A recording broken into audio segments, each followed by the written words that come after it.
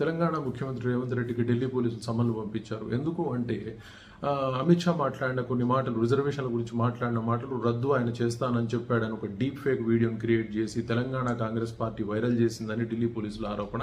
అంటే దాని మీద కేసు పెట్టిన వ్యక్తి ఆరోపించాడు. సో దానిలో పిసిసి ప్రెసిడెంట్ రేవంత్ రెడ్డి కాబట్టి ఆయనే సమాధానం ఇవ్వాలని చెప్పేసి ఆయనకు సమన్లు పంపించి వాళ్ళు సమాధానం అడుగుతా ఉన్నారు. సరే టెక్నికల్గా ఏమి ఇస్తారు, వాళ్ళు టెక్నికల్గా ఏం చెప్తారనే తర్వాత చూడాలి.